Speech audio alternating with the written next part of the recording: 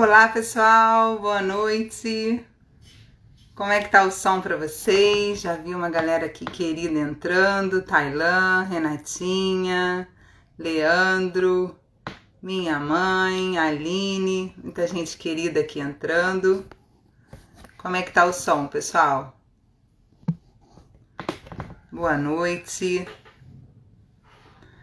Então hoje, Rafael Tuller, um beijo.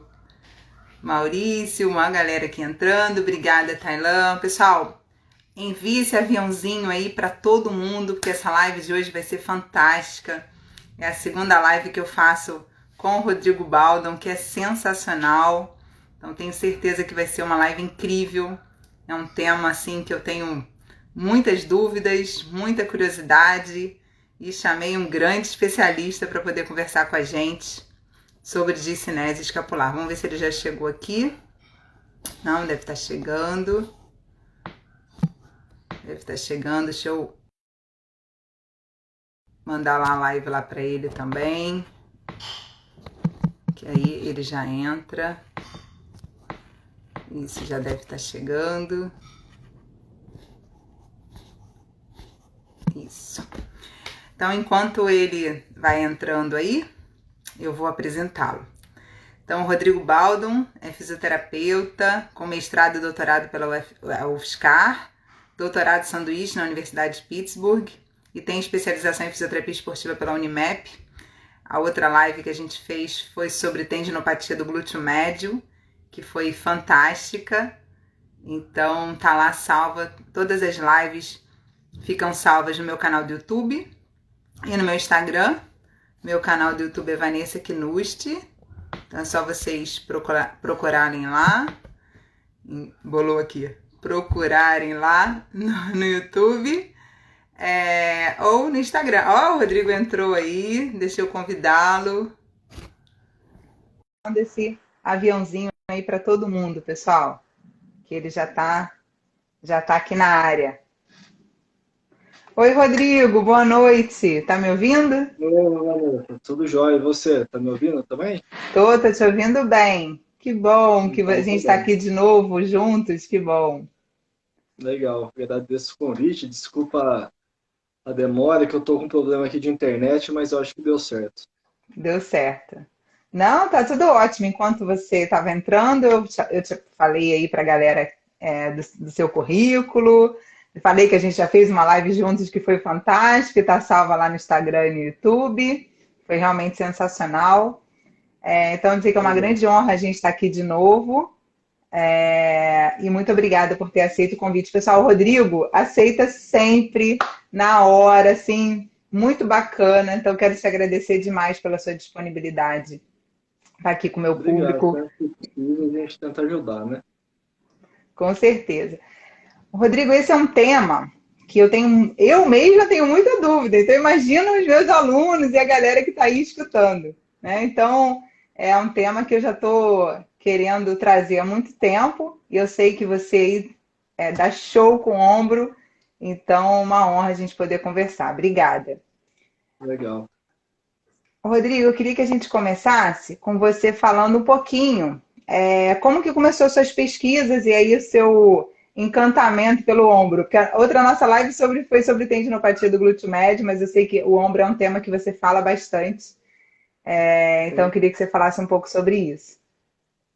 Então, na verdade, desde a época de graduação, ortopedia sempre foi minha paixão, né? Então, na cinesiologia, cinesioterapia, na própria ortopedia aplicada, eu já estudava bastante a articulação do ombro. Na verdade, eu sou um cara assim que gosta da ortopedia como um todo. Eu não tenho muitos preconceitos, a não ser com mão e articulação temporomandibular. Então, eu não atendo esses pacientes, eu não estudo essas articulações. Então, digamos assim, eu me dei o direito de negligenciar duas regiões do corpo, sabe?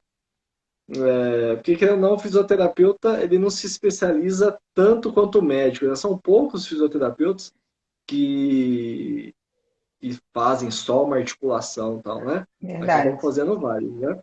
Mas eu acho que difícil você conseguir abordar tudo também. Então eu me dei ao luxo de descartar a mão e descartar a ATM. TM.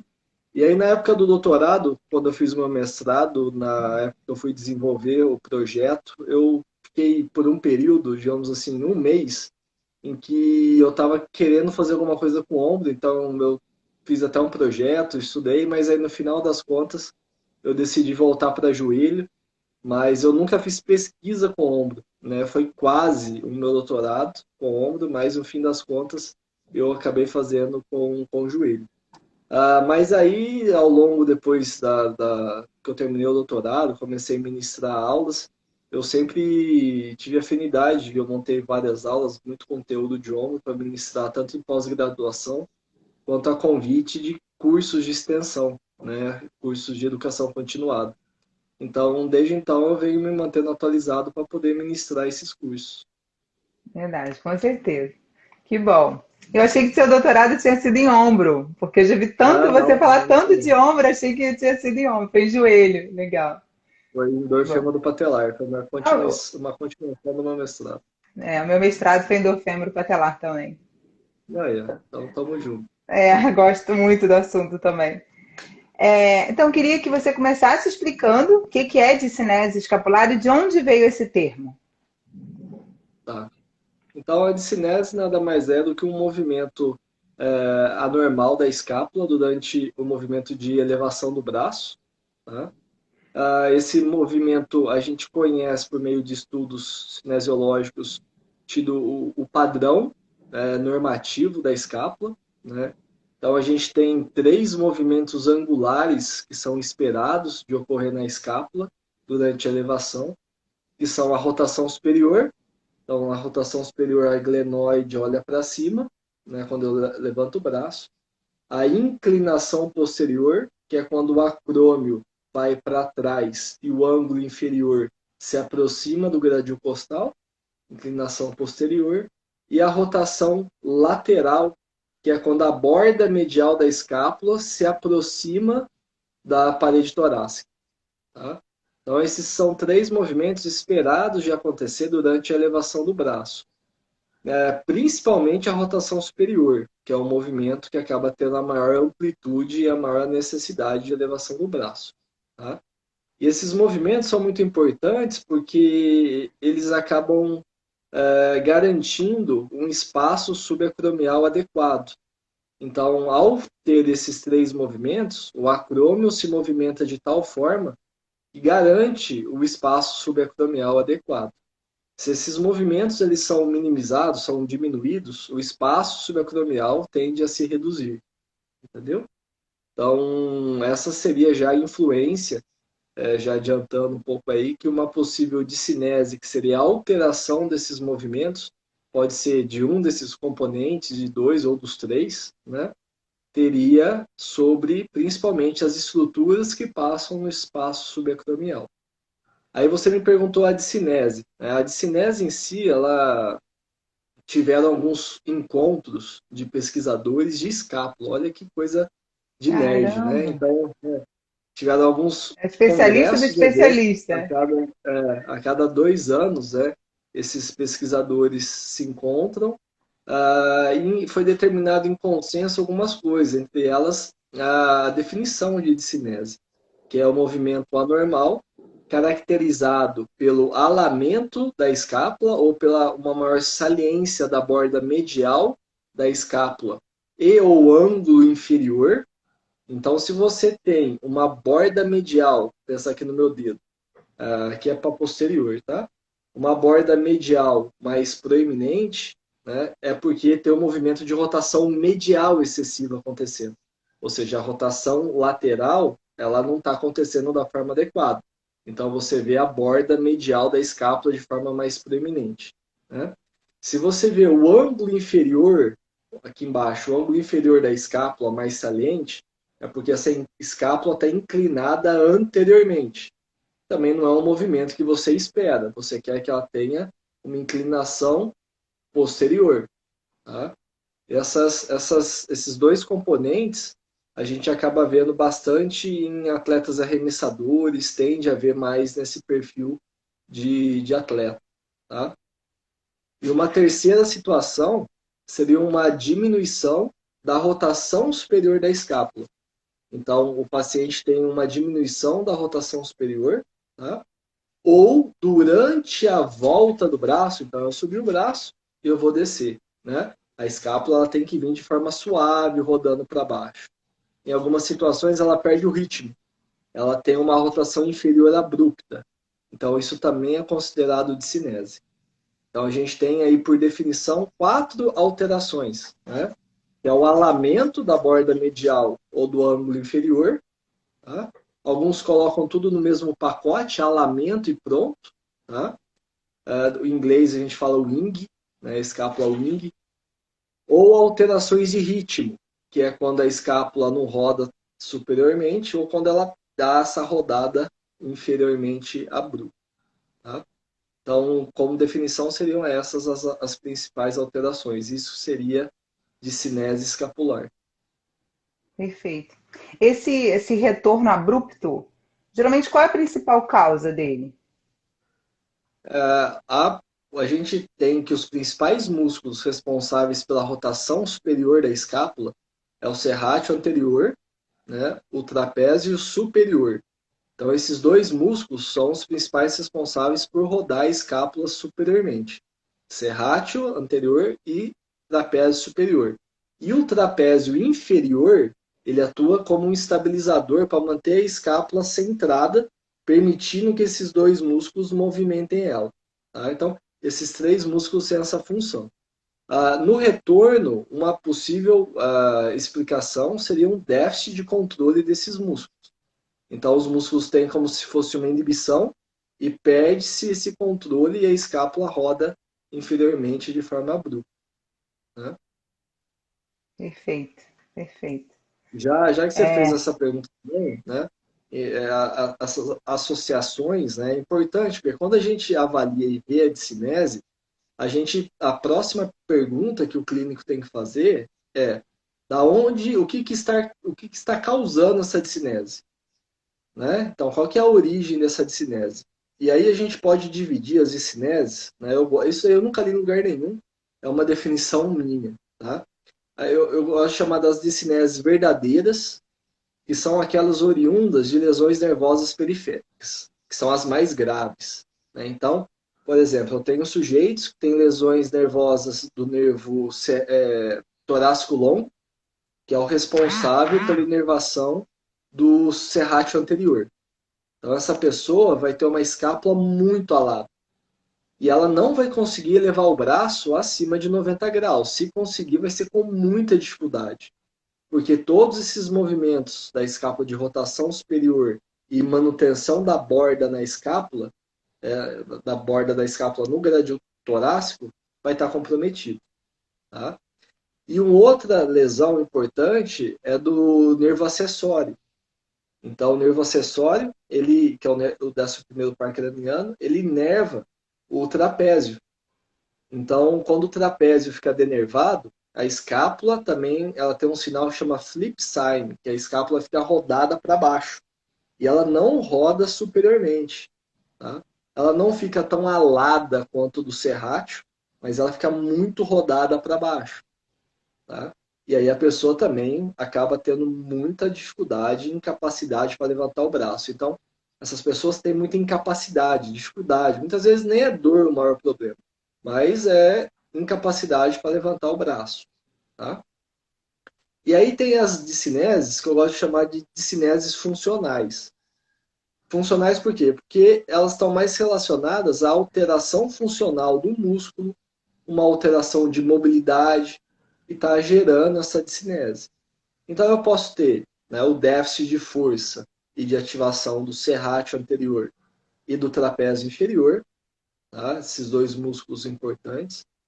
Eu posso ter limitações de mobilidade, por exemplo, da articulação glenumeral associada à discinese. Então, se a glenumeral eu tenho, por exemplo, um encurtamento da cápsula posterior do ombro, ela está associada ao alamento da escápula. Então a glândula numeral não se movimenta e aí a escápula é arrastada nesse movimento quando a glândula numeral é exigida, tá? Então, quando eu preciso rodar medialmente o meu ombro, a cápsula está rígida. Ela não vai deixar a glândula numeral movimentar. Então a escápula faz o movimento compensatório. E aí eu vejo esse alamento maior da escápula. Então eu posso ter desde uma alteração então de força ou de mobilidade gerando discinese. Então eu tenho que avaliar. Um encurtamento do peitoral menor pode trazer uma inclinação anterior grande, então também tenho que ver isso. E uma coisa que é muito importante, muito importante, é a função do manguito rotador. Então, acho que todo mundo já viu uma pessoa com uma ruptura do manguito.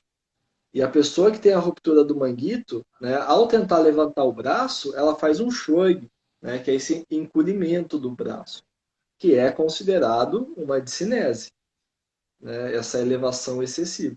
E então ela é secundária a um problema da glenumeral. Tá? Então vejam, não é só os problemas dos músculos da escápula que podem gerar discinese. Eu posso ter uma discinese secundária a uma dor no ombro. Então, uma alteração da glenumeral levando a uma discinese secundária. Tá? Então, são múltiplas Perfeito. causas, né, desde lesões de fato nervosas periféricas ou alterações de força, de ativação, mobilidade da glândula numeral e força da glândula numeral. Perfeito.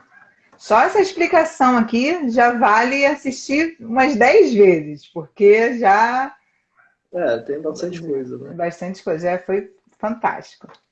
É, vamos lá. O quanto que é comum na população a discinese escapular, Rodrigo? É interessante isso, porque tem alguns estudos aí, epidemiológicos, né, que viram que discinese em atleta arremessador, principalmente, é muito comum, mesmo em pessoas assintomáticas. Eu não sei te precisar exatamente os valores, mas é relativamente alto, tá? Então, isso faz parte do nosso raciocínio clínico, né, que eu falei. Então, você vê a discinese, ok. Segunda coisa, o que está causando a discinese? Que eu falei, essa investigação que a gente tem que fazer, né? E a segunda pergunta, não, a terceira pergunta é, essa discinese, ela é relevante? Será que é algo que eu preciso intervir nela ou ela é simplesmente uma adaptação fisiológica da pessoa, tá? Perfeito. Então essa pergunta é de 100 milhões, porque até hoje a gente não tem um consenso na literatura quanto a isso, tá?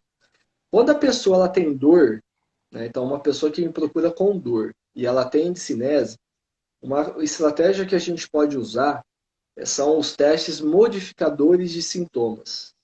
Tá? Então, existem dois testes. Por exemplo, eu peço para a pessoa levantar o braço. Dou lá um quilo para a pessoa, ela levanta o braço. Se ela falar dói, sinto dor, e eu vejo a discinese. Aí o que eu faço? Existem dois testes. Um é o teste de reposicionamento da escápula, em que eu faço uma retração, uma inclinação posterior da escápula, aproxima a borda medial da escápula do gradil torácico e peço a pessoa refazer o movimento. Tá? E o teste de assistência escapular, que eu ajudo a escápula a rodar superiormente. A ideia é ver se ao fazer esses testes o sintoma modifica. Então, se a dor melhora, né, ao fazer esses testes, isso me mostra que talvez seja de fato interessante eu abordar essa discinese no meu programa de reabilitação, porque ela pode ter associação com a dor do paciente, certo? Então, são os testes modificadores de sintomas. Agora, quando eu tenho um atleta, tá, que me procura, sei lá, por uma avaliação preventiva, alguma coisa assim. Se eu detecto uma discinese, primeira coisa, ela tem que ser óbvia para realmente me chamar a atenção. O que é uma discinese óbvia? É uma discinese que você olha e você não tem dúvida, entendeu? Você não acha que a borda medial está saliente, né? Você pede para ele fazer 5 movimentos de elevação, você vê em 2 movimentos a borda medial mais um pouquinho saliente, os outros não. Então, isso não é suficiente, tá? Então tem que ser algo que realmente salte aos olhos, certo? Certo. E mesmo assim, eu não vou atribuir somente a essa discinese como sendo um fator de risco patognomônico, assim. Tipo, você tem discinese e você está fadado a ter dor no ombro. Então, eu nunca vou falar dessa forma com o paciente, tá? Claro.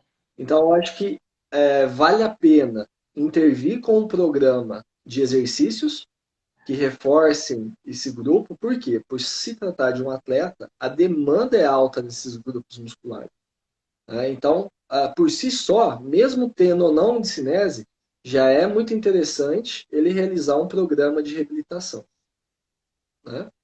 E a gente sempre educar o paciente em relação à relação demanda e capacidade.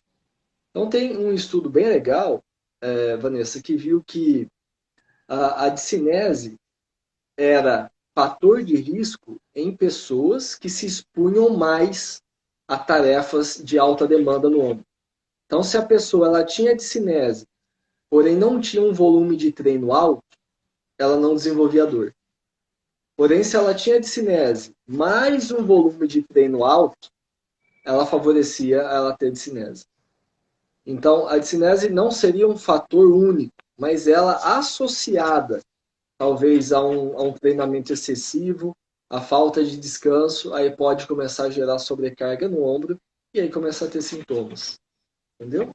Então, Sim. nesse sentido, valeria a pena tentar melhorar a capacidade dos tecidos, né, desses músculos que controlam os movimentos escapulares. Perfeito. Você falou sobre isso, sobre olhar e ter certeza, né? Ou seja, ser uma discinese que não gere dúvida, me lembrou o Leopoldo Busquet. O Leopoldo Busquet, o criador do método cadeias musculares, ele sempre Sim, falava isso. Quando você for avaliar um paciente, se você olhou, teve dúvida, olhou, acha que está lá, esquece. Tem que estar muito nítido para você. Vai ficar exatamente. gravada assim. Quem está aí perguntando se vai ficar gravada, vai ficar gravada assim. Tá? Todas as lives ficam gravadas no meu Instagram e no meu canal do YouTube. Tá bom? Maravilhoso. Muito bom, Rodrigo. E aí, a próxima pergunta, você praticamente já respondeu tudo, mas vamos lá. Eu acho que eu já adiantei algumas coisas, Não, mas mas está eu excelente. retorno. A gente vai, galera vai botando pergunta aí também, tá maravilhoso. Como eu ia te perguntar agora, quer dizer, vou te perguntar, você vê se você quer acrescentar alguma coisa, e perguntar como funciona a avaliação da discinese e o quanto é confiável a avaliação da discinese. Mas em relação a Perfeito. como funciona, eu também queria que você. É uma pergunta sempre muito realizada na sala de aula, assim. Se é só na inspeção, se você tiver dúvida, se você coloca a mão para verificar, para perceber alguma coisa, fala um pouco sobre isso para gente, Rodrigo. Tá. No início, né, quando a escápula começou a ficar em evidência, né, a avaliação do Kibler era feita também de forma estática. Então ele mensurava, né, a distância entre o ângulo inferior à coluna. Então fazia várias medições estáticas, que hoje a gente não dá tanta atenção. Tá? Então você pode observar se estático, né, a posição estática, você vê alguma alteração, mas a relevância disso acaba sendo bem menor. Então o mais importante é observar o que acontece durante o movimento. Tá? E muitas vezes somente a avaliação da elevação do braço, com o peso do braço, não é suficiente para causar, né, as discinesias, ainda mais quando elas são mais discretas. Então existe um protocolo, que é o que eu gosto de utilizar, que é do Philip McClure. Tá? E nesse protocolo, como que é feito? É utilizado uma carga que varia de 1 a 3 quilos, de acordo com a capacidade física da pessoa. Então, se é, sei lá, uma pessoa baixa, é pequenininha, é leve e não faz atividade física, né? Você usa um quilo bem menor, um quilinho, né? Se é um atleta de mais forte, musculoso, 3 quilos. Então, nessa variação, tá? Você vai pedir para o paciente tirar a camiseta, né? Se for mulher, vai ficar de top, vai ficar posicionado atrás do paciente. E ele vai realizar 5 flexões até lá em cima e vai voltar num ritmo constante, nem muito lento, nem muito rápido. Tá? Um ritmo natural. Né? Ele vai fazer 5 movimentos e a gente vai observar atrás do paciente se ele apresenta as alterações, que podem ser de wing, que seria o alamento, tá? Ou de ritmo. O que são as cineses de ritmo, então, só para deixar claro, é quando o paciente começa na elevação do braço fazendo shrug, ou seja, é um movimento da escápula que não deveria ocorrer naquele momento, então a gente chama de discinese de ritmo. Ou quando no retorno a escápula roda rapidamente para baixo. Então ele divide esses dois tipos, em discineses de wing e discineses de ritmo. E ele também classifica elas em óbvias, não óbvias e normais. Né? Então, óbvia é essa que salienta, salta aos olhos, né? Não óbvia que é aquela que você está meio assim e normal, que não tem nada. Tá? Então, para mim, tem que ser óbvia. Tá? Ok. E aí depois a gente pede para o paciente fazer 5 vezes a abdução. Então, o paciente faz a rotação lateral, como se fosse bater palma lá em cima, né? E volta. Tá? De praxe, o que é mais comum é de ver as alterações tipo o wing na flexão, porque por realizar a flexão, a escápula já tende a rodar mais medialmente por causa do plano de elevação. E as alterações de ritmo durante a abdução, mas não é uma regra. Tá? Mas é importante ficar atento nisso. Tá? E durante o teste, também a gente vai questionar se há reprodução de sintomas, se o paciente tem dor durante a execução. E se ele tem dor, a gente retesta fazendo aqueles 2 testes de assistência. Né? O teste da retração e o teste da assistência de rotação superior. Tá? Então, acaba sendo dessa forma e com essa classificação. O Kibler ele tem uma outra classificação que é de discinese tipo 1, 2 e 3. Não muda muita coisa, tá? Mas a tipo 1 é quando você tem somente o ângulo inferior saliente, o tipo 2 a borda medial, e a tipo 3 é quando você tem o shoei. Tá? Então essa é a classificação do Kibler. Essa do McClure, ele juntou a 1 e a 2 numa só e chamou de wing. Porque o que ele viu é que a confiabilidade de você falar se é tipo 1 ou 2 é baixa.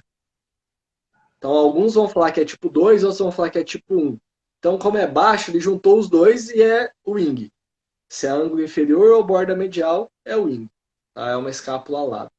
E dessa forma, é uma avaliação mais confiável, tá? Tanto inter-examinador quanto intra. E também ela já foi validada. Então, existe alguns trabalhos cinemáticos validando essa classificação. Então, se você vê isso no exame visual, né, essas pessoas realmente entendem a ter alterações biomecânicas na avaliação cinemática. Tá? Então, de fato, ela é validada. Perfeito. Você pede sempre os 2 braços? Os 2 braços. 2 braços, né? Até Beleza. para a gente comparar um lado com o outro e ver se tem alguma discrepância. Perfeito. Algum momento você coloca a mão, não para avaliar alguma outra coisa, mas para avaliar a discinese ou não? É sempre na inspeção. Não. O movimento em si, não. Eu coloco a mão na hora de fazer os testes de assistência escapular que eu falei. Sim. Né, para saber se Mobilidade modifica o também, sintoma. Para saber se muda o sintoma com o favorecimento dos movimentos da escápula. que é aquele Então, se teste que eu você vejo falou uma escápula, anteriormente. aqueles 2 testes que eu falei. Se é uma escápula muito alada, né, eu faço o teste de reposicionamento. Eu faço a inclinação posterior e a aproximação da borda medial da escápula e peço para a pessoa fazer o teste. Se a pessoa tem um shrug, por exemplo, ou uma escápula que roda inferiormente de forma abrupta, eu vou ajudar essa escápula a rodar superiormente e ver se isso muda o sintoma. Ótimo, perfeito. A minha outra pergunta também você praticamente já falou, mas eu vou colocar aqui ver se você quer acrescentar alguma coisa. Eu coloquei se você pode correlacionar a discinese com a função da escápula e dos músculos que estão relacionados. Tem mais alguma coisa que você queira colocar? Ah, uma coisa que muito se fala, né, às vezes, principalmente na discinese do Kibler, que é o tipo 3, e que do McClure é de ritmo, que é quando tem o shrug, né, é Rodrigo, que o só um minutinho. Você vilão... prefere que eu deixe desativado direto os comentários? O que é melhor para você? Porque de vez em quando você mostra, e quando você vai mostrar, eu estou desativando, mas só para ver o que você prefere. Tá? Não, para mim é diferente. Tá bom, Tranquilo. então tá. Nessa discinese tipo 3, né, em que a gente tem esse shrug, tem muita gente que vê o trapézio superior como um vilão, né, que o trapézio superior ele está hiperativo e ele está sendo a causa desse shrug. Tá? De tudo que eu já li, eu vejo, na verdade, o contrário. Né? E isso é uma coisa que eu acabo argumentando nos meus cursos, nas minhas aulas. Eu vejo o trapézio superior, na verdade, como um coitado que está sobrecarregado e tendo que carregar o piano, porque outros músculos Não querem não estão trabalhar. dando conta de fazer a função. Exatamente. Né? E se você ficar só se preocupando em alongar trapézio, em relaxar trapézio, em massagear trapézio, a função vai continuar ruim e esse ciclo não vai ser quebrado.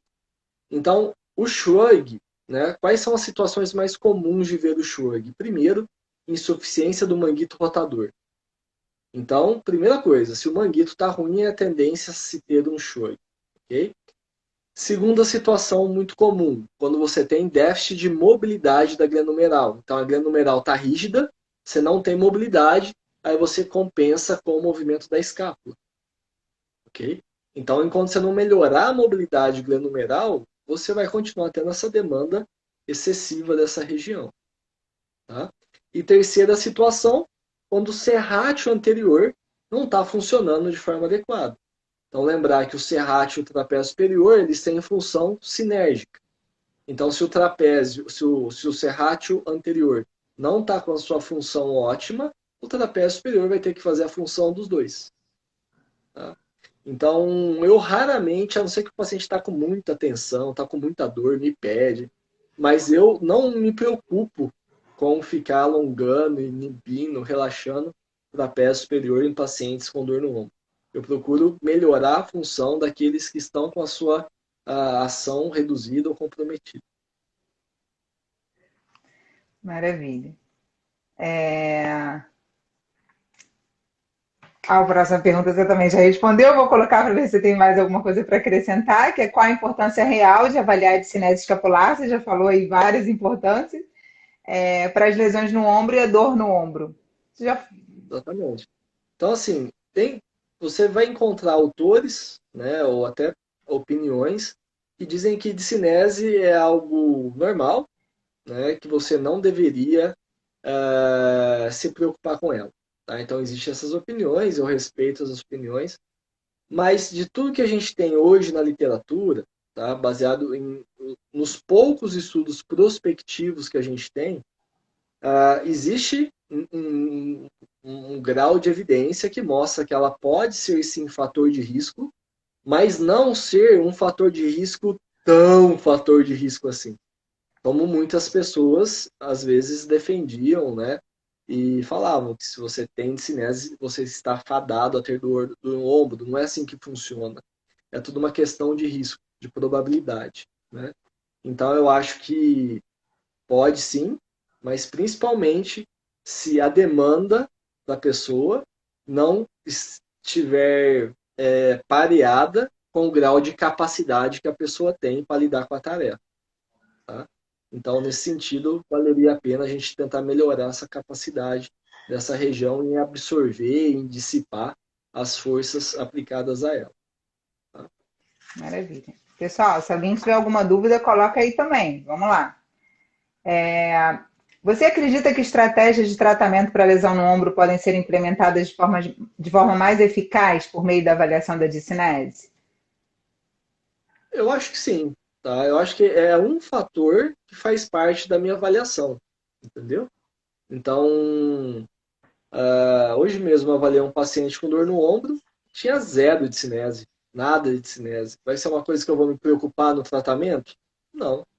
Eu vou criar exercícios que vão abordar essa região, mas não com um grau de preocupação, né, talvez tão grande que eu teria no caso do paciente com cinese.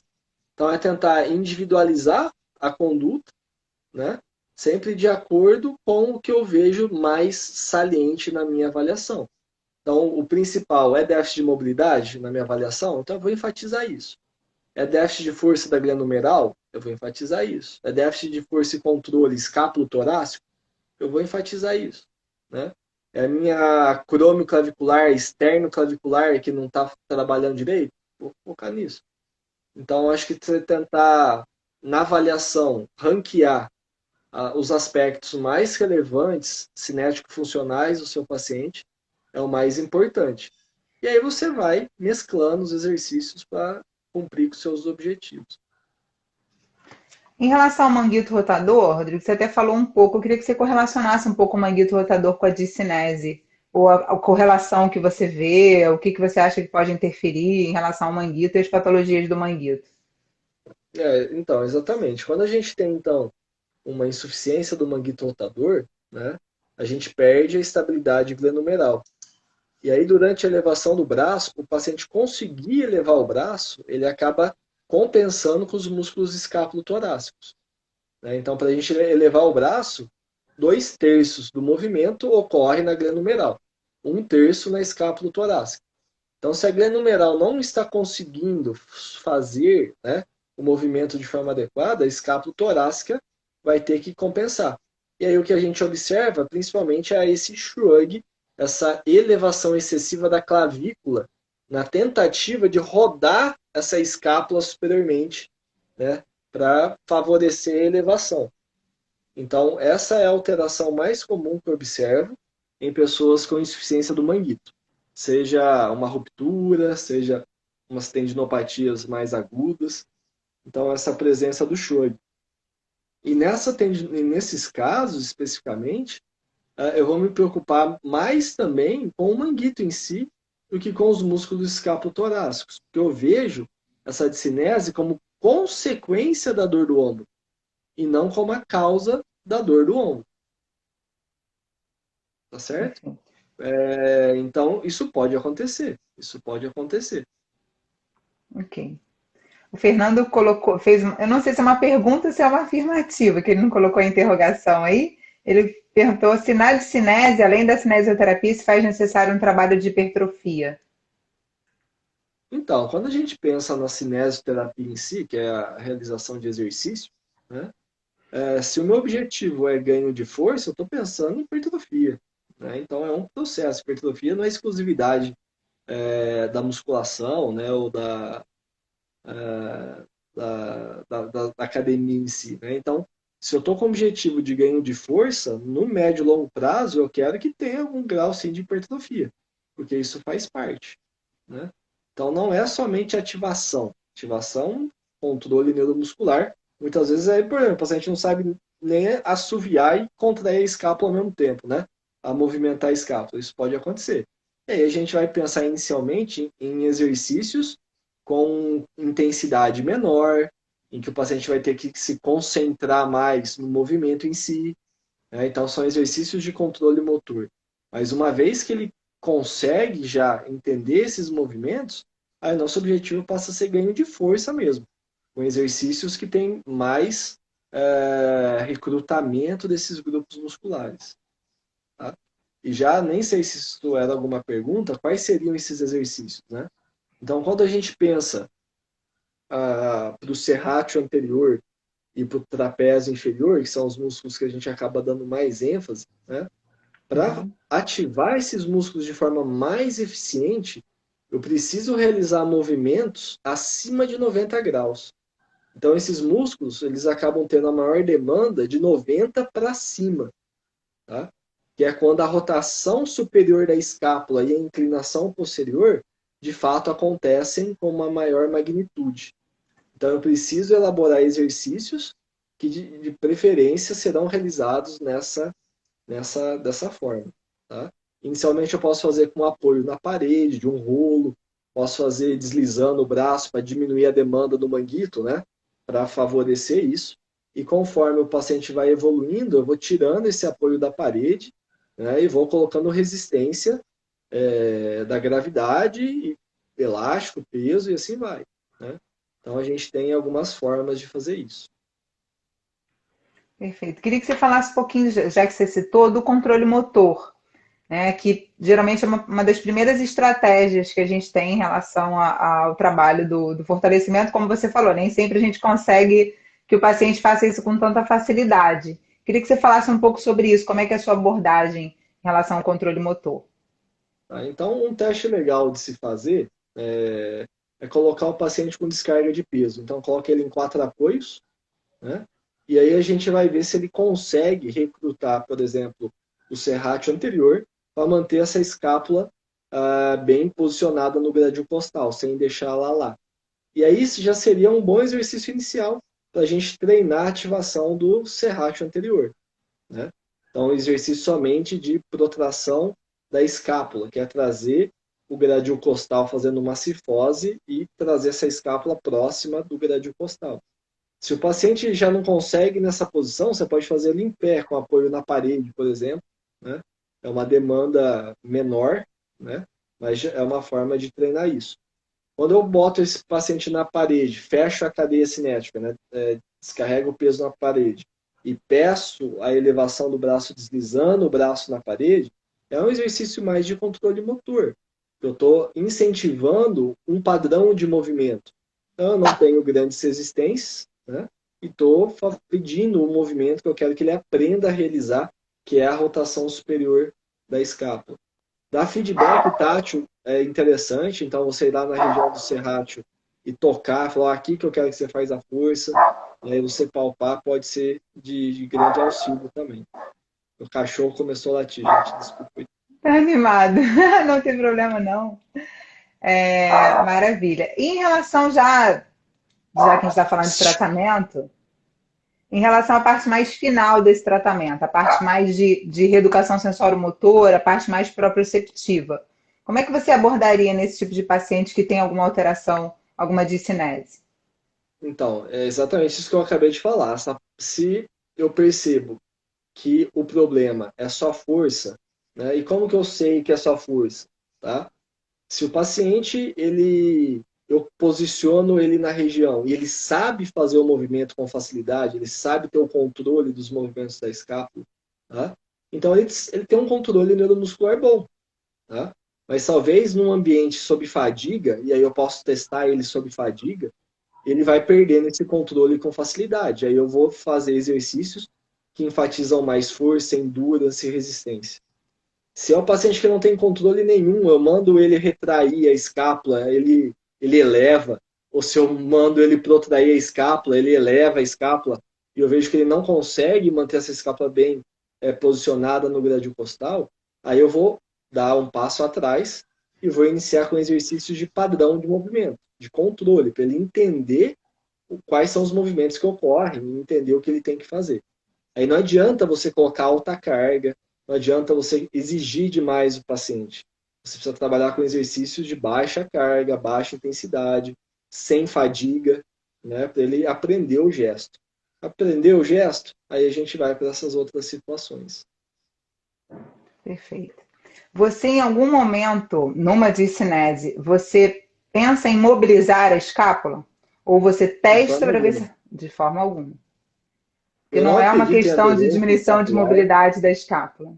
daí não. A escápula, eu nunca vi uma redução de mobilidade escapular. Esse negócio de escápula aderida, para mim, isso daí é uma das coisas mais bizarras que existe. Eu confesso. A não ser em casos de fratura de escápula, né, que pode acontecer, e aí você vai ter um tecido cicatricial por causa da região, né? Mas falar que a escápula está aderida ou reduzida, eu nunca vi. A glenumeral, sim, né? Sim. Mas Agora, a um paciente, por escápula exemplo, ficou torácica, muito tempo imobilizada, sem ser uma fratura da escápula, uma fratura do húmero, por exemplo, que ele ficou muito tempo imobilizado. Não era uma fratura a cirúrgica, articulação por exemplo. escápula torácica, ela não é uma articulação verdadeira, né? Sim, Então, ela não tem potencial, não tem uma cápsula articular, ela não tem tecidos, né, que vão vamos gerar gerar uma rigidez. aderência, uma rigidez dela.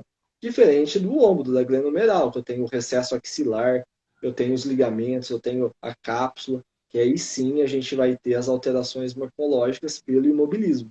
Agora, na escápula torácica, eu sinceramente não acredito nisso, não. E não conheço nenhum estudo que viu a necessidade de você mobilizar a escápula e falar que isso é benéfico, sabe? Então, A não ser que às vezes relaxa, né? O paciente fala, ah, gosto gostoso, relaxa. Nossa, Mas aí tem um monte de coisa que relaxa, né? exatamente, é. Então, não vejo grande Liberação vantagem, não. relaxa, enfim, várias coisas ali Pois é, relaxam.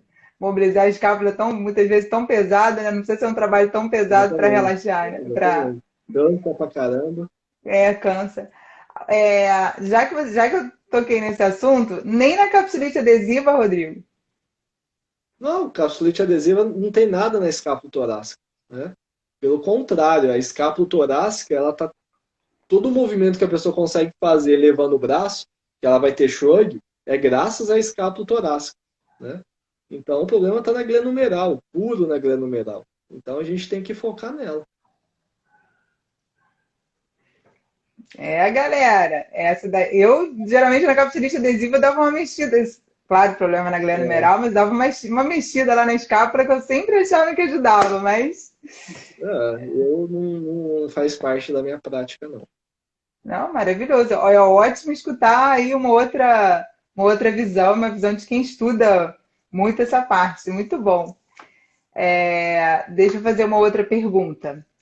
Bem, então praticamente já foi aí a abordagem do tratamento, né? Tem alguma outra coisa em relação ao tratamento que você gostaria de falar? Hum, Sua eu abordagem acho de que tratamento de ombro, em geral, é mais essa visão ou tem alguma outra coisa que você queira acrescentar além não, kinesioterapia, terapia manual, quando eu julgo necessário, então da algumas glândula numeral? mobilizações glenumeral, acrônio clavicular, externo clavicular, mas predominantemente exercício, tá? Exercício de fortalecimento, de controle motor e de mobilidade de todo o complexo. Coluna torácica entra nessa onda também, que muitas vezes é importante, né? E numa fase inicial, a gente tenta fazer trabalhos mais isolados. E nas fases mais avançadas, treinar toda o gesto e a cadeia de movimento. Então, é um processo evolutivo, né? Então, a gente foca no local primeiro e vai evoluindo para movimentos e padrões de movimentos mais funcionais. Então, isso é uma coisa que eu tendo a fazer para qualquer lesão de qualquer região, né? Então, foca no local e expande depois, tá? Terapia manual, eu confesso que eu usava mais e com o tempo eu tenho usado cada vez menos, tá? Quando eu falo terapia manual, são as mobilizações mesmo, né? Eu tenho cada Uhum. vez mais prescrito exercícios de mobilidade, automobilizações. Então, acho que isso engaja mais o paciente nas terapias. Então, ele aprender a fazer os exercícios de movimento, de mobilidade. E a gente, como terapeuta, quando precisa de uma pressão a mais, de uma força extra a mais, aí a gente entra com esses componentes. Entendeu? Mas ficar lá só mobilizando passivo, que nem seguindo os conceitos do Maitland, Kaltenborn, né? Eu cada Sim, vez faço menos. perfeito. A Mítia está colocando aí que ela, geralmente, os pacientes que ela acha válido mobilizar. Mítia, é assim, a visão de cada um, por isso que eu perguntei, ela mobiliza a escápula em pacientes com capsulite adesiva.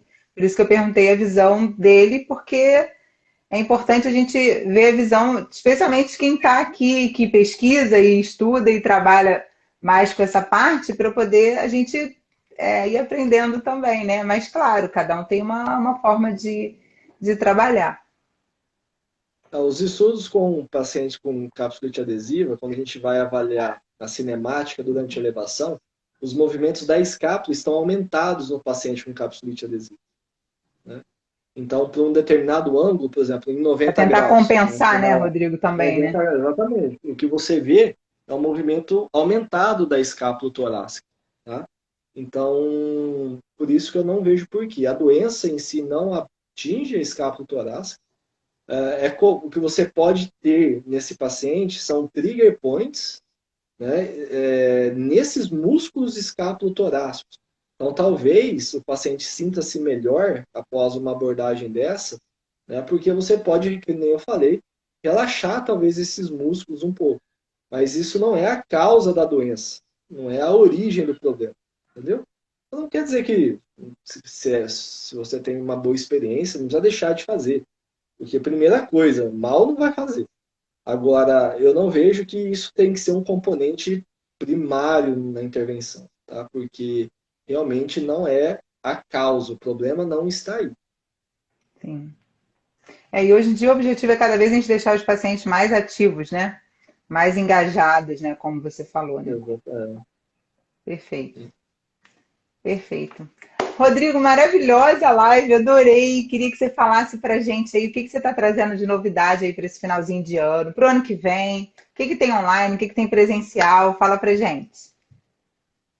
Então, eu tenho um curso de ombro, né, que é o Master Training. É um curso que a gente faz os lançamentos de tempos em tempos, mas se alguém tiver interesse, é um curso bem completo, tem uma carga horária imensa e a gente aborda praticamente todos os problemas da articulação do ombro. Eu tenho médicos convidados, fisioterapeutas convidados também, pessoas que eu admiro muito e que também participam, né, desse projeto. Então, quem tiver interesse, só me chamar no, no Insta, aqui no direct, que eu mando o link, né? Cursos online, cursos presenciais tá bem reduzido, então eu tenho pouca coisa, nem sei de cabeça, assim, para falar, tá? Porque muitos cursos estão se confirmando muito em cima e essa questão do Covid, então ainda está sendo bem precário. Então, por enquanto, o que tem sido mais assim mesmo é esse curso online que eu tenho oferecido. Perfeito. A Denise está falando aqui, ó, curso maravilhoso. Já fiz, ó, galera. Então, já está aí super Legal, obrigado. recomendado. Beleza. Rodrigo, quero te agradecer demais pela nossa segunda live. Foi fantástico, aprendi muito. Espero que a galera aí tenha gostado. Tenho certeza que a galera gostou, porque eu adorei. Vou falar rapidinho a live da semana que vem, já vou deixar você falar. Então, na semana que vem, pessoal, então toda quarta às 19 horas, a gente tem aqui um convidado super especial, assim como o Rodrigo. A gente vai ter a presença do professor Éder Marcos, que é fisioterapeuta com formação completa no método Mackenzie.